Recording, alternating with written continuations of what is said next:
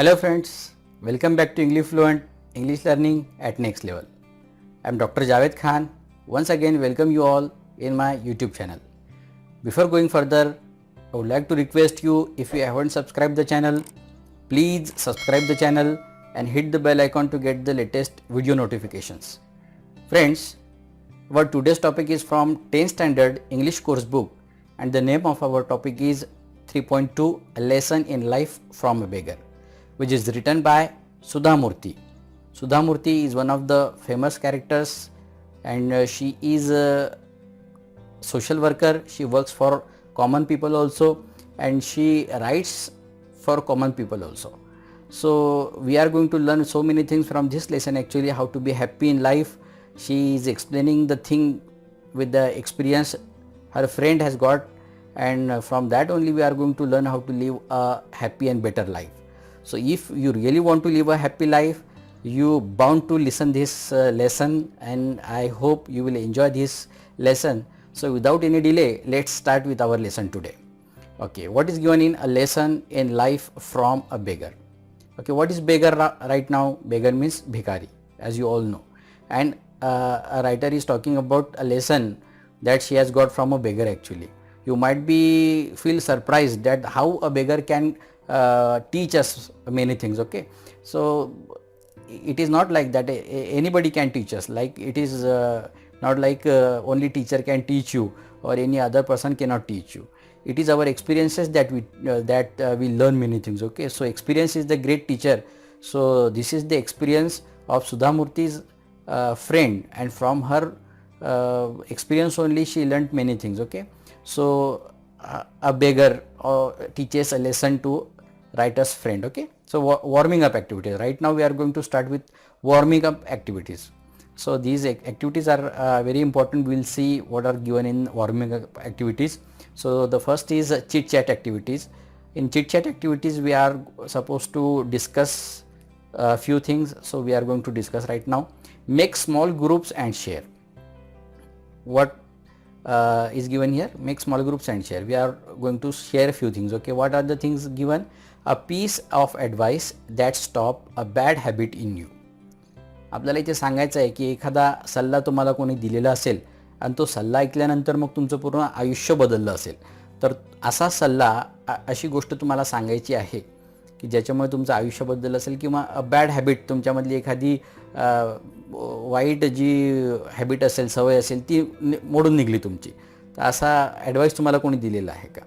So we can say that my father gave me an advice that you should wake up early in the morning so that you can complete your work in time. So that changed my whole life, and because of the advice of my father, I started doing my job on time. Okay, so this is how you can give the things. Okay, then the second is a quote or proverb that you love to use often.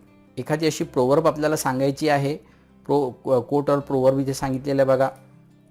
एखादा म्हण, proverb म्हणजे म्हण, आपण जी नेहमी उच्चारत असतो, असं एखादी म्हण वगैरे आपल्याला सांगायची, that you love to use often, तुम्ही ज्याचा वापर नेहमी करत असता आपल्या बोलण्यामध्ये नेहमी. So you can say that a stitch in time saves 9. जर आपण वेळेमध्ये कोणतेही कार्य केलं तर नंतरचे ज्या हालअपेष्टा असतात त्या सहन कराव्या लागत नाहीत आपल्याला, तुम्ही ते सांगू शकता. टाईम इज मनी असं म्हणू शकता. You can say that this time will also go, ही सुद्धा वेळ निघून जाईल असं तुम्हाला एखादी सेईंग असू शकते, ती तुम्ही वापरू शकता. So there are so many thing that we use actually. Okay, so जी तुम्ही प्रोवर्ब किंवा म्हण नेहमी आपल्या संभाषणामध्ये वापरत असाल ती तुम्हाला या ठिकाणी सांगायची आहे.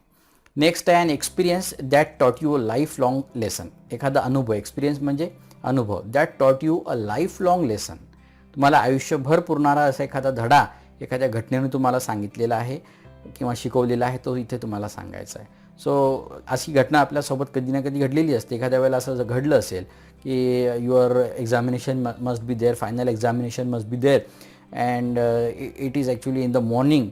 So but you did not wake up early in the morning. As a habit, as a bad habit, you slept at that time and you missed that paper and it was your final examination, so you have to reappear for that examination once again. So this is how you learned the importance of time. टाईमचं importance तुम्हाला त्यावेळेला कळलं आणि तुम्ही after that you started doing everything on time actually. So you can say like this also. Okay, after that a story आपल्याला समोरचं सांगितलेलं काय की अ स्टोरी और न्यूज और एपिसोड और मूवी और play that has impressed and changed your life. एखादी स्टोरी, एखादा प्ले किंवा एखादी मूवी जे काही असेल तुम्ही बघितलेलं असेल किंवा एपिसोड असेल एखादा टी व्हीवर बघितलेला, that has impressed and change you, ज्या गोष्टीने तुम्हाला प्रभावित केलं आणि तुम्हाला बदलून टाकलं, हे तुम्हाला इथे सांगायचं आहे, स्पष्ट करायचं आहे. असं घडलं आहे का तुमच्यासोबत? एखादा पिक्चर तुम्ही बघत होता आणि त्यावेळेला मग तुमच्या अचानकमध्ये तुम्हाला त्या पिक्चरवरून तुमचं पूर्ण जीवन बदलून गेलं, असं कधी घडलं आहे तुमच्यासोबत? असं सांगू शकता. आता मला जर सांगायचं असेल तर मी तारे जमीन पे हा पिक्चर बघितल्यानंतर मला असं वाटलं की आपण चांगल्या पद्धतीने विद्यार्थ्यांना शिकवू शकतो. I can teach many students with the help of many things. I can simplify the things to the students आणि एव्हरी स्टुडंट कॅन लर्न, आणि प्रत्येकजण शिकू शकतो, ही भावना माझ्या मनामध्ये निर्माण झाली होती. सो असं तुम्हालासुद्धा वाटू शकतं. So you should also explain that things. एखादा एपिसोड, एखादी घटना तुम्ही बघितली असेल आणि त्याच्यामुळे पूर्ण आयुष्य तुमचं बदललं असेल, हे तुम्ही इथे सांगायचं आहे. ओके, समोर बघूया आपण. मेनी स्लँग एक्सप्रेशन्स और terms are used for people having positive और निगेटिव्ह ट्रेट्स. काही जे पॉझिटिव्ह किंवा निगेटिव्ह गोष्टी असतात त्या सांगण्यासाठी काही अशा म्हणी वगैरे वापरले जातात, काही शब्द वापरले जातात, इन्फॉर्मल शब्द असतात ते. तर त्या पॉझिटिव्हसुद्धा सांगतात आपल्याला किंवा आपल्याला निगेटिव्हसुद्धा सांगतात त्या गोष्टी. ओके, तर आपल्याला ते सांगायचं आहे इथे. आता match the expressions in column A with type of person in column B. Column A आणि कॉलम बीमध्ये आपल्याला हे मॅच करायचं आहे. ते काय आपल्याला दिलेलं आहे बघा, आपण बघूयात काय काय आहेत ते. ए आणि बी आपल्याला आता इथे मॅच करायचं आहे, ते करूयात आपण. Couch potato. आता काउच पोटॅटो म्हणजे तुम्हाला माहीत आहे काय?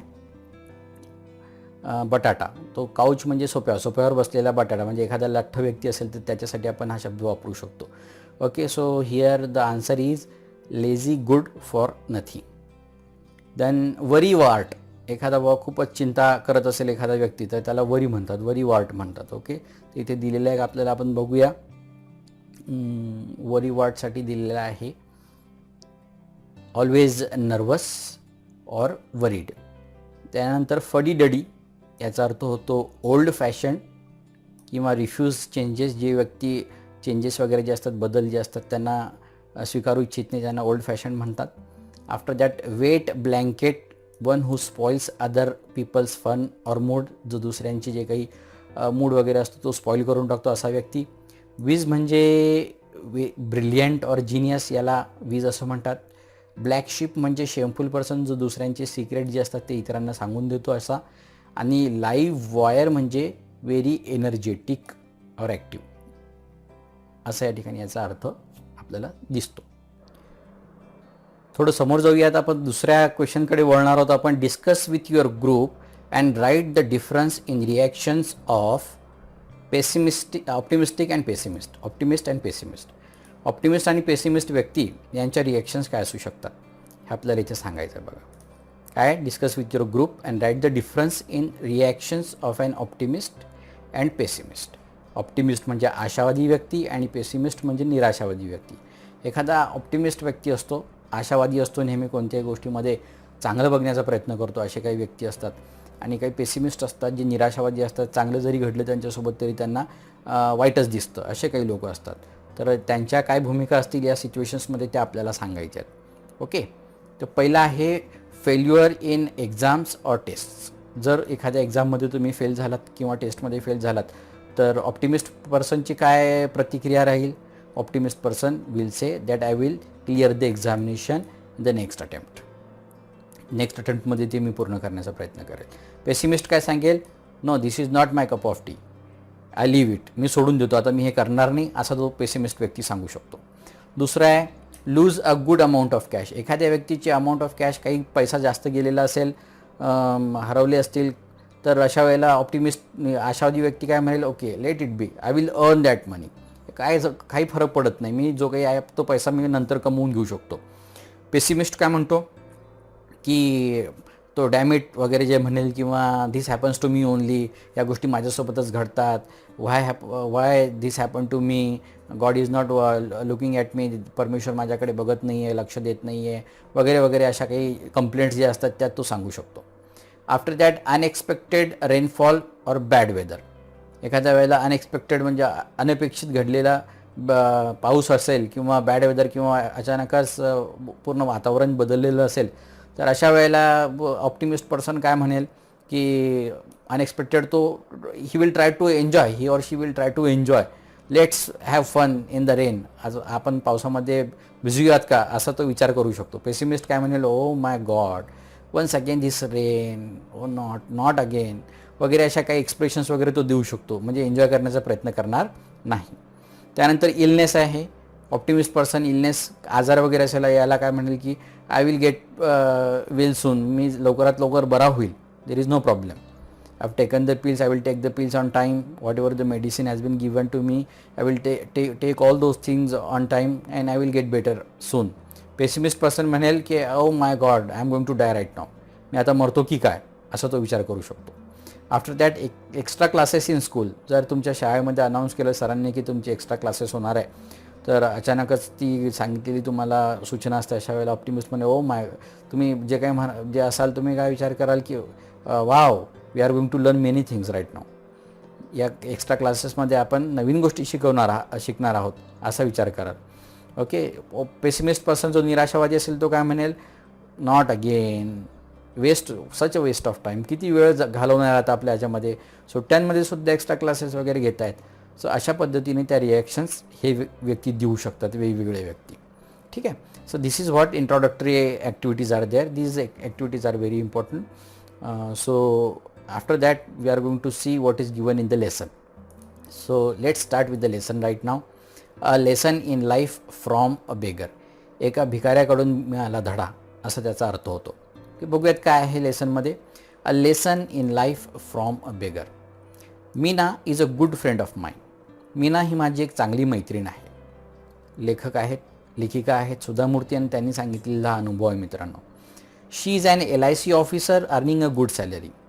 कोण आहे मीना? मीना एक त्यांची मैत्रीण आहे आणि she is an LIC officer. ती एक LIC लाईफ इन्शुरन्स कॉर्पोरेशन ज्याला आपण म्हणतो, विमा कंपनीमध्ये एक चांगली सॅलरीवर काम करणारी व्यक्ती आहे. गुड सॅलरी आहे तिला. But there was always something strange about her. But her behaviour is actually strange. She behaves in a very strange manner.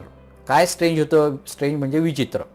तिच्या वागण्या बोलण्यामध्ये थोडीशी विचित्रता होती. काय विचित्रता होती ते आपण बघणार आहोत.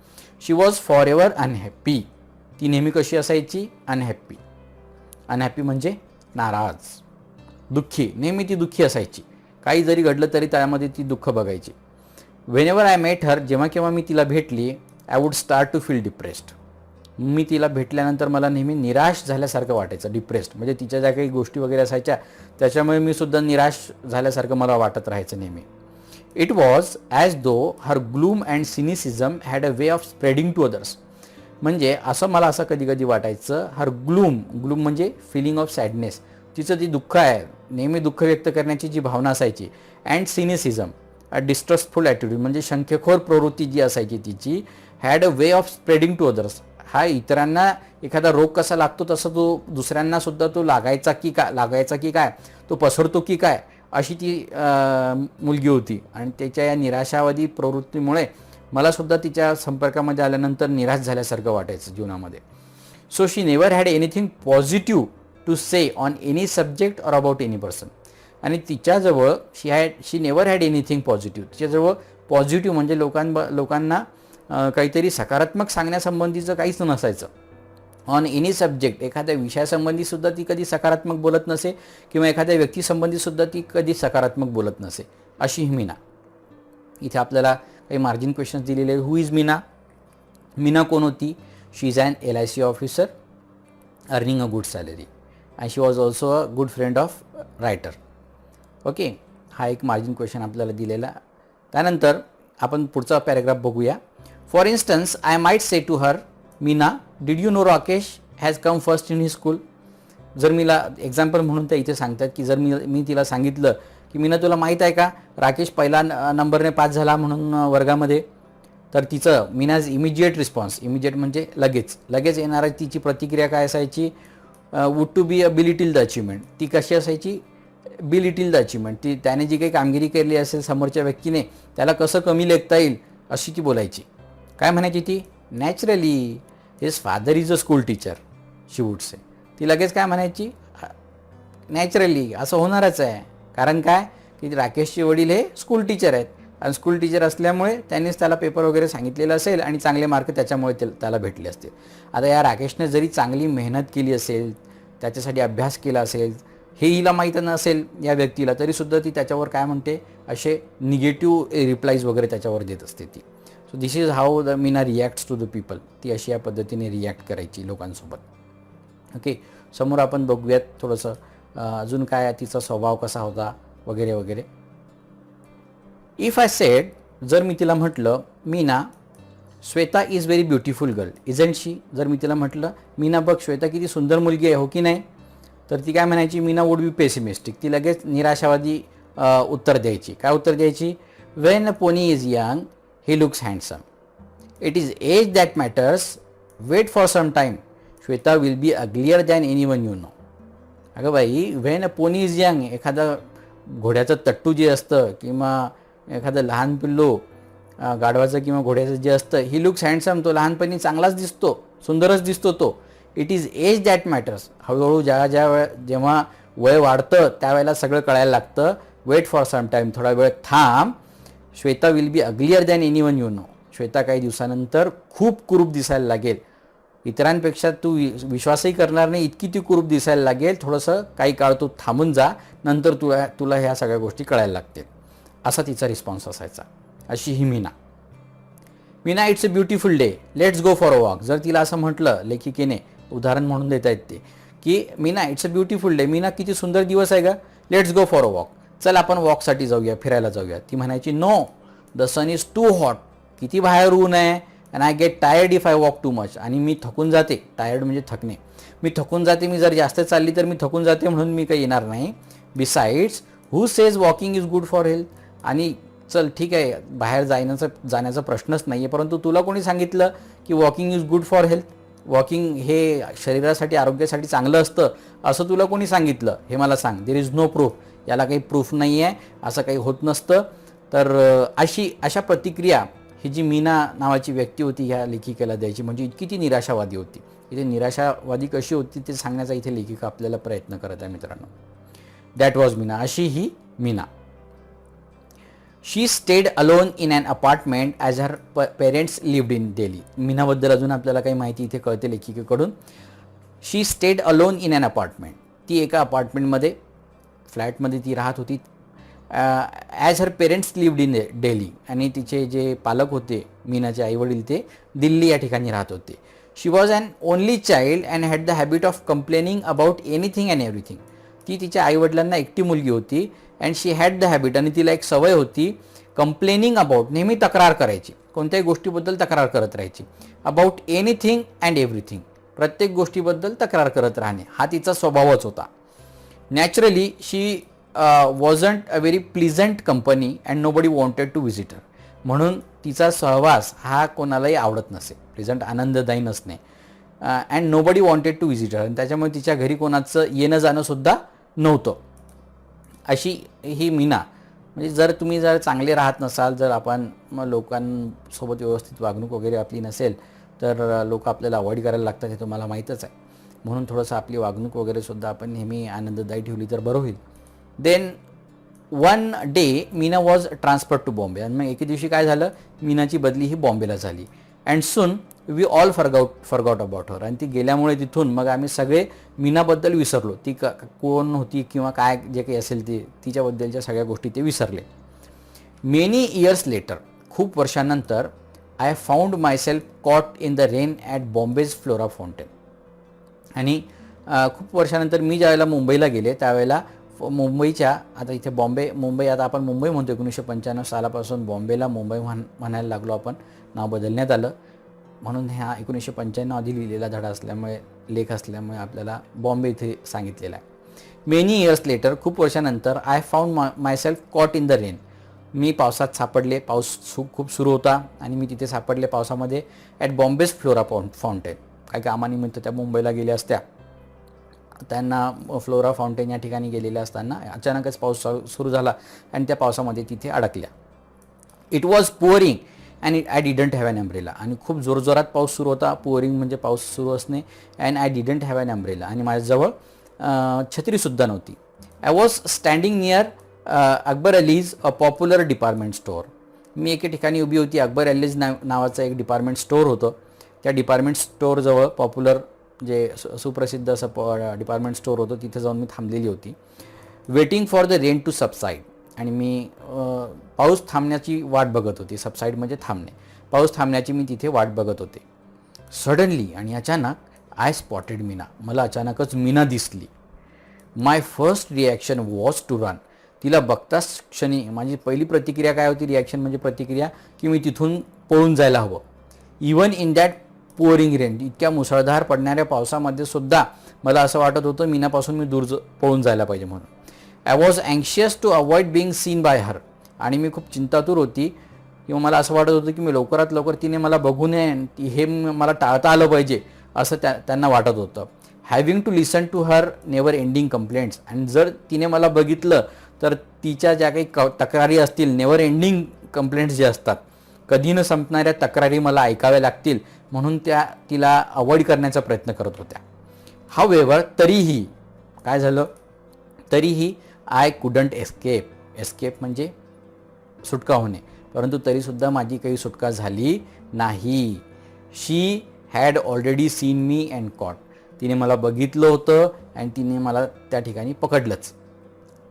काय घडलं मग त्यानंतर आपण समोर बघूयात. Caught hold of my hand warmly. आणि तिने मला तिथं माझा हात तिने तिथे पकडला. Hold my hand warmly. What's more, she was very cheerful. आणि बघतो तो काय, मला म्हणजे आश्चर्याचा धक्का बसला. She was very cheerful. ती खूप आनंदित होती. तिला बघितल्यानंतर असं वाटत नव्हतं की ही दुःखी वगैरे किंवा मला त्रास देईल म्हणून. She was very cheerful. खूप आनंदित होती ती. Hey, I am really excited. It's nice to meet old friends. What are you doing here. आणि तिने मीनाने यांना म्हटलं की hey, I am really excited. मी खूप एक्सायटेड आहे. It's nice to meet old friends. आपल्या जुन्या मित्रांना भेटणं किती चांगली गोष्ट नाही आहे. What are you doing here. काय करतेस तू इथे. म्हणजे आपला एखादा जुना मित्र आपल्याला भेटला की आपण लगेच मग आपण सुद्धा थोडंसं थांबून त्याच्या चर्चा वगैरे करत असतो. तर इथे सुद्धा मीना म्हणते लेखिकेला की जुने मित्र भेटले की किती चांगलं वाटतं नाही. तर what are you doing here. तू काय करत आहेस इथे. I explain. मी म्हणून तिला मग सांगितलं that I was in Bombay on an official work. मी एका ऑफिसच्या कामानिमित्त मुंबईला आलेले आहे. Then stay with me tonight. मग एक काम कर ना, तू आज माझ्यासोबतच थांब. She said. ती म्हणायला लागली, मग लेखिकेला म्हणायला लागली, मग एक काम कर, तू आज माझ्या इथेच थांब. She said. Let's chat. आपण गप्पा करूया. Do you know that old friends and memories are precious and rare. तुला माहीत नाही का आपले जुने मित्र आणि जुन्या आठवणी ह्या नेहमी मौल्यवान असतात, प्रिशियस असतात, रेअर असतात खूप. हे तुला माहीत नाही आहे का. रेअर म्हणजे दुर्मिळ असणे. ओके, असं ती म्हणायला लागली. I couldn't believe it. Was this really Meena. आणि माझा त्याच्यावर विश्वासच बसत नव्हता की ही खरोखर मीना आहे की काय. I pinched my self hard to be sure it wasn't a dream. आणि मी स्वतःलाच चिमटा घेतला हे बघण्यासाठी की मी स्वप्न तर बघत नाही आहे. कारण मीना ही अशी व्यक्ती होती नेहमी पेसिमिस्टिक राहणारी, निराशावादी, इतरांना व्यवस्थित न बोलणारी. आणि अचानकच अशी आनंददायी दिसते, सगळं अगदी चांगलं दिसतंय. तर काय नक्की मॅटर काय आहे. But Meena was really standing there. परंतु ती खरोखर मीना होती. Right in front of me. माझ्यासमोरच ती उभी होती. Squeezing my hand. माझा हात दाबत, स्माइलिंग, हसत. And yes, she did look happy. आणि ती खरोखर खूप आनंदित दिसत होती असं तिच्याकडे बघून मला वाटत होतं. समोर बघूया आपण काय घडतं तिच्यासोबत. तर लेखिका काय म्हणतात तर, in the 3 years she had been in Bangalore. ती 3 वर्षापासून बँगलोरला होती. I had never once seen her smiling like that. आणि 3 वर्ष बँगलोरला असताना मी तिला कधीच हसताना बघितलेलं नव्हतं या पद्धतीने. A few stands of grey in her hair reminded me that years had past. आणि तिच्या केसांमध्ये काही ग्रे रंगाचे केससुद्धा दिसत होते, म्हणजे थोडेसे पांढरट पडलेले केस दिसत होते. याच्यावरून मला असं वाटलं की काही वर्ष आता खरोखर झालेले आहेत. There were a few wrinkles in her face. Face आणि तिच्या चेहऱ्यावर काही सुरकुत्यासुद्धा पडलेल्या होत्या. रिंकल्स म्हणजे सुरकुत्या. But the truth was that she looked more attractive than ever before. परंतु एक सत्य असं होतं, ट्रूथ म्हणजे सत्य, ती पहिल्यापेक्षा खूप सुंदर दिसत होती. Okay. Finally I manage to say, आणि नंतर मग तिला मी म्हटलं, no Meena, I can't stay with you tonight. नाही Meena, I can't stay with you tonight. मी तुझ्यासोबत राहू शकत नाही आज. I have to attend a dinner. मला एके ठिकाणी जेवायला जायचं आहे संध्याकाळी. Give me your card and keep you in touch with you, I promise. तुझं कार्ड मला देऊन दे आणि मी तुला प्रॉमिस करते की मी तुझ्या संपर्कामध्ये नक्की राहील म्हणून. For a moment Meena looked disappointed. काही काळासाठी मीना थोडीशी डिसअपॉइंटेड झाली. डिसअपॉइंटेड म्हणजे निराश झाली. Let's go and have T at least. आता या दोघांची चर्चा तिथेच बाहेरच सुरू आहे.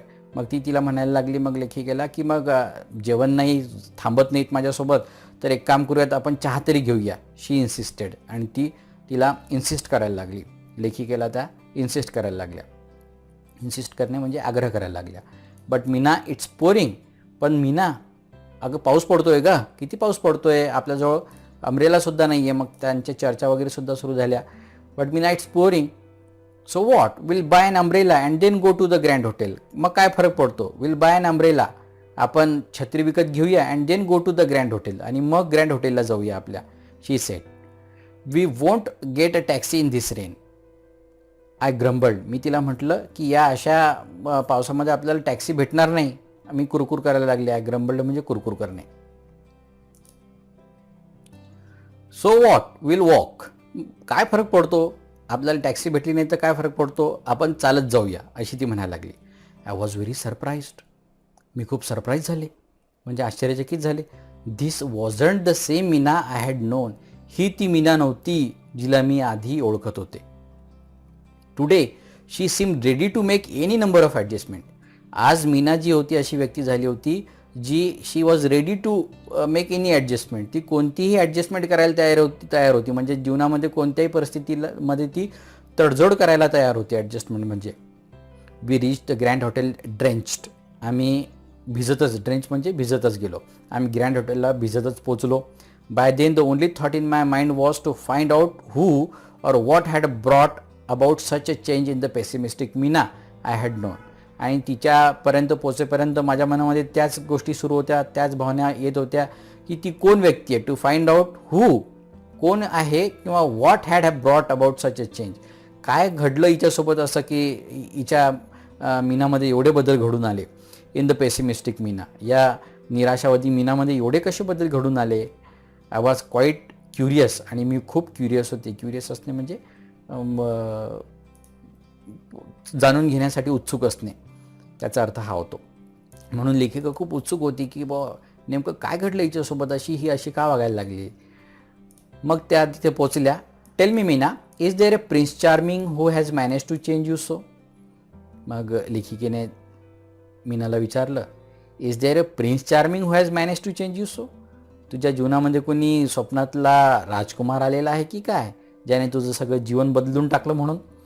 Charming who has prince charming, एखादी व्यक्ती नवीन जीवनामध्ये आल्यानंतर ती काहीतरी बदल घडवून आणते, आपल्याला सांगत असते, त्याचा आपण ऐकत असतो.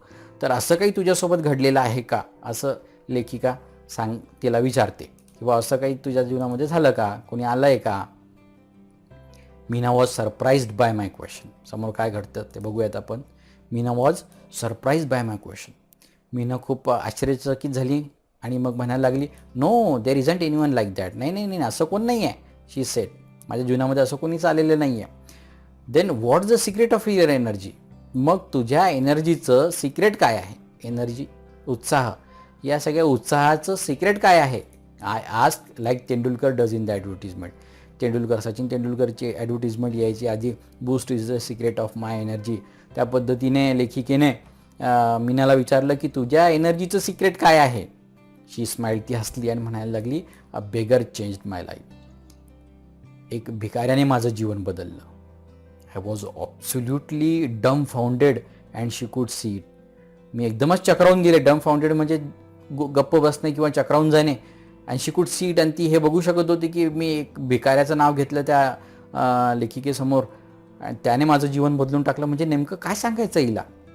यस, अ बेगर. हो, एका भिकाऱ्याने माझं जीवन बदललं.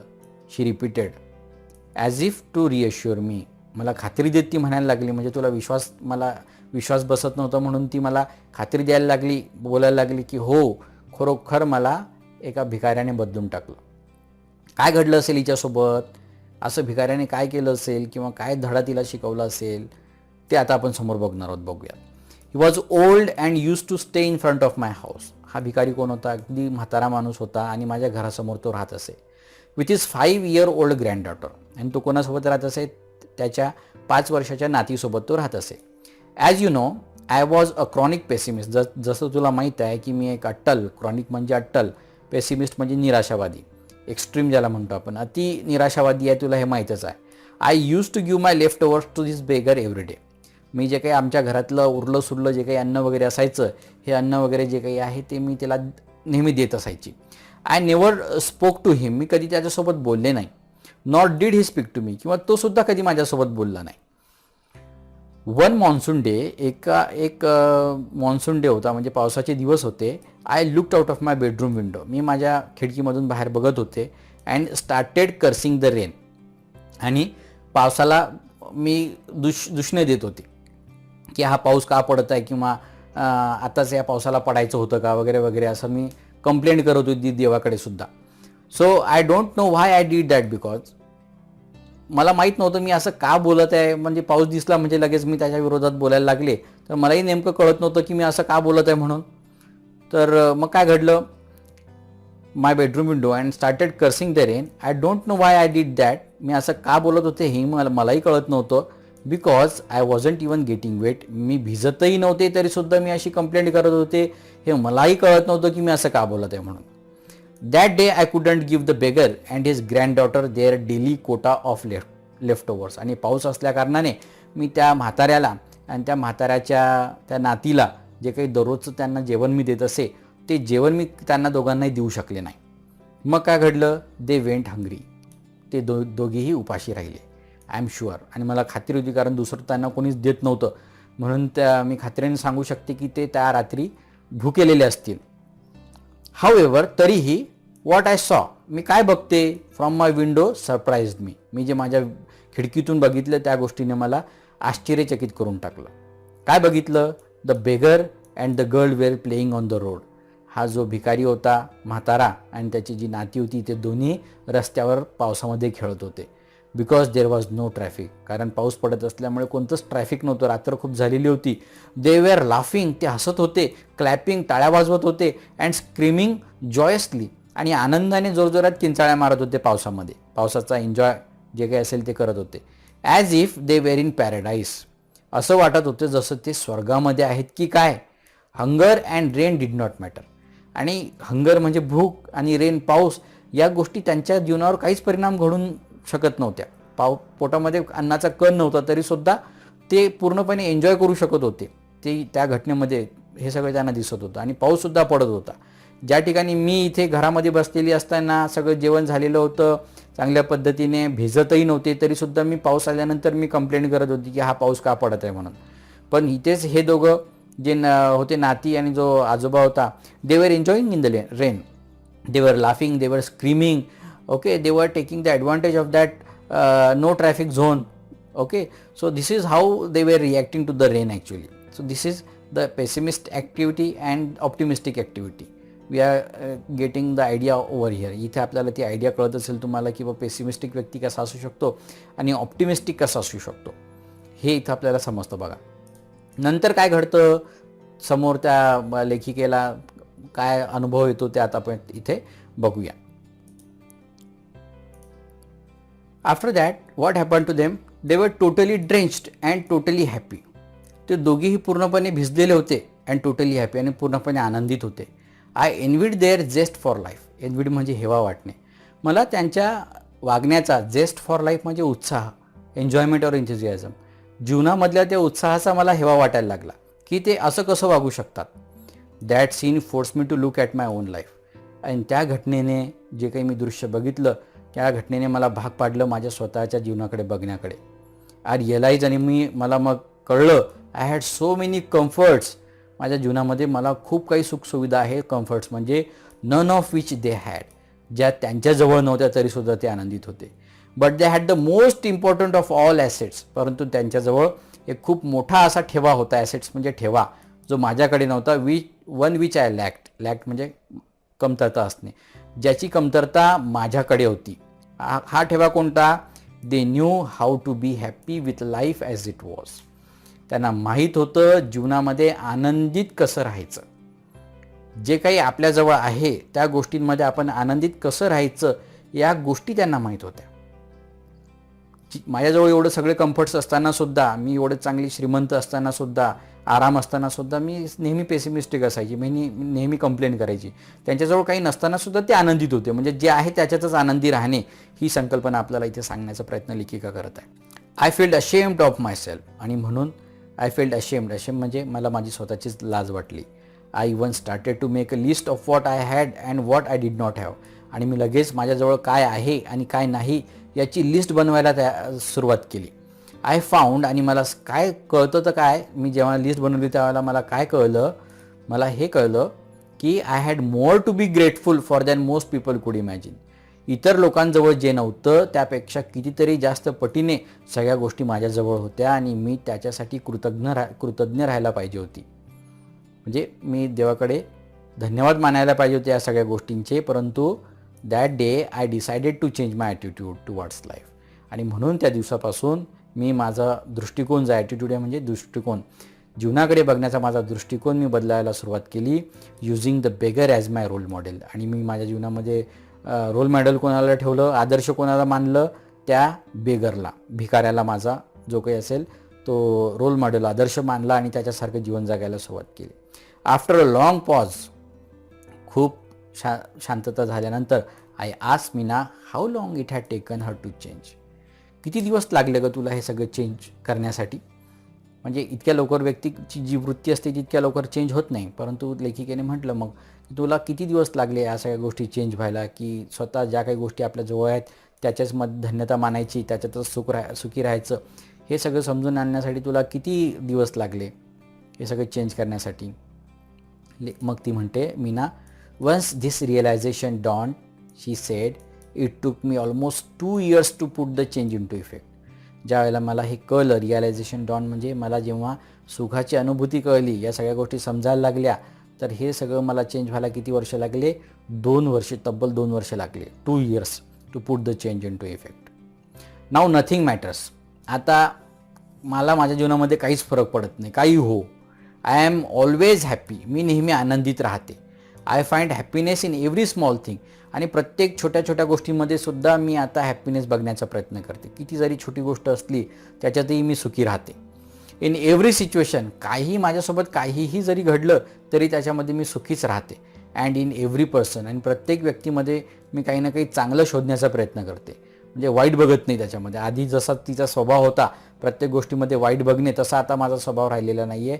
मी आता सगळ्या गोष्टींमध्ये चांगलं काय बघता येईल त्या गोष्टीकडे मी लक्ष देत असते. Did you give any gurudakshina to your guru? I asked.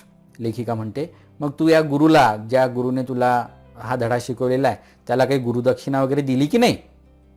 No, नाही म्हणे, मी त्याला देऊ शकली नाही. अनफॉर्च्युनेटली, दुर्दैवाने, by the time I understood things, ज्यावेळेला मला कळायला लागलं सगळ्या गोष्टी, ज्यावेळेला मला कळल्या त्यावेळेला काय घडलं? He was dead. ते मृत पावलेले होते. तो म्हातारा मेला होता. पण मी इथे थांबले नाही आहे. I sponsored his granddaughter to a boarding school as a mark of respect to him. त्याची जी नाती होती, जी एकटी होती बिचारी, त्या मुलीला मी पैसे देऊ केले, म्हणजे स्पॉन्सर केलं. तिचा जो काही खर्च होता तो मी स्वतः उचलला आणि तिला बोर्डिंग स्कूलला पाठवलं as a mark of respect to him. त्याला मार्क ऑफ रिस्पेक्ट म्हणजे त्याला आदर म्हणून मी त्याची, ज्या म्हाताऱ्याची जी नाती होती तिच्या शिक्षणाचा जो काही खर्च होता तो मी स्वतः उचलण्याचा निश्चय केला आणि मग तिला बोर्डिंग स्कूलमध्ये पाठवलं. असं हा लेसन फ्रॉम बेगर, जो काही धडा आपण बघितलेला आहे, अ lesson in life from a beggar, की एका भिकाऱ्याकडून लेखिकेच्या मैत्रिणीला एक धडा इथे भेटलेला होता. तर आपल्या जीवनामध्ये सुद्धा असे भरपूर घटना होत असतात मित्रांनो, ज्या आपल्याला शिकवून जातात. आपले मित्र आपल्याला शिकवत असतात, आपले नातेवाईक आपल्याला शिकवत असतात, किंवा एखादी घटना आपल्यासमोर अशी घडलेली असते ज्यामुळे आपलं जीवन पूर्ण बदलून जातं. परंतु या धड्यातून आपल्याला काय शिकायचं आहे ते समजून घ्या. To be optimistic every time. नेहमी आपण आशावादी राहायला पाहिजे. 10वीच्या अभ्यासक्रमामध्ये हा धडा टाकण्याचं कारण काय, की आपल्या भविष्यामध्ये तुम्ही ज्यावेळेला आता जीवनामध्ये समोर जाणार आहात, वेगवेगळे रस्ते तुमच्यासमोर उभे राहणार आहेत, उघडे राहणार आहेत. अशा वेळेला नेहमीच सक्सेस भेटेल असं नाही आहे, फेल्युअरसुद्धा राहणार आहेत. तर या फेल्युअरमध्ये सुद्धा आपण कसं ऑप्टिमिस्टिक राहायला पाहिजे, की बा या गोष्टीमध्ये सुद्धा मला काहीतरी चांगलं समोर करता येईल, हा विश्वास तुम्ही आपल्यामध्ये बाळगला पाहिजे आणि त्या दृष्टीने अभ्यास वगैरे किंवा जीवन जगलं पाहिजे. आपण जर क्रिकेट मॅचचं उदाहरण घेतलं तर नेहमीच आपण इंडिया नेहमीच जिंकेल असं नाही आहे, किंवा सचिन तेंडुलकर किंवा विराट कोहली नेहमीच सेंचुरी बनवेल असं नाही आहे. कधी कधी ते डकवरसुद्धा आऊट होणार आहेत, पण हे आपल्याला स्वीकारावं लागेल. होऊ शकतं असं सुद्धा, परंतु याचा अर्थ हा नाही आहे की सचिन तेंडुलकरने क्रिकेट खेळणं सोडून दिलं किंवा विराट कोहलीने क्रिकेट खेळणं सोडून दिलं असेल. त्यांनी पुन्हा निश्चयाने, पुन्हाच तेवढ्या ताकदीने, पुन्हा प्रॅक्टिस करून पुढच्या मॅचेसमध्ये ज्या काही चुका केलेल्या होत्या त्या दुरुस्त करण्याचा प्रयत्न करून पुन्हा ते सेंचुरी वगैरे जे कशी करता येईल याकडे लक्ष दिलं असेल. तर in the same way we are also going to do the same thing in our future life. Whatever the setfalls will be there in your life. If you happen to meet any accident, if you happen to fail in your examination, at that time you should not get discouraged or disappointed. You should look good into in that also, that God has given me an opportunity to prepare the things on my own and I should give the time to that particular things. I can complete it in next time. So you should have this faith in yourself. हा विश्वास, हा ज्या काही गोष्टी असतील त्या आपल्या मनामध्ये आपण बाळगल्या पाहिजे and in that way you should work. So this is how this lesson is there, a lesson in life from a beggar. भिकाऱ्याकडून भेटला धडा. ओके. जर तुम्हाला आता व्हिडिओ आवडला असेल आणि काही समजलं नसेल तर तुम्ही कमेंट बॉक्समध्ये नक्की टाका.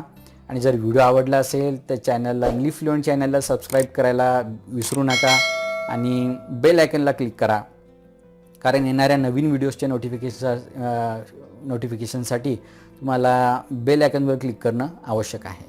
तर आज आपण इथे थांबूया. पुन्हा पुढच्या व्हिडिओमध्ये आपण भेटणार आहोत. So stay at home, stay healthy and keep studying. Thank you very much.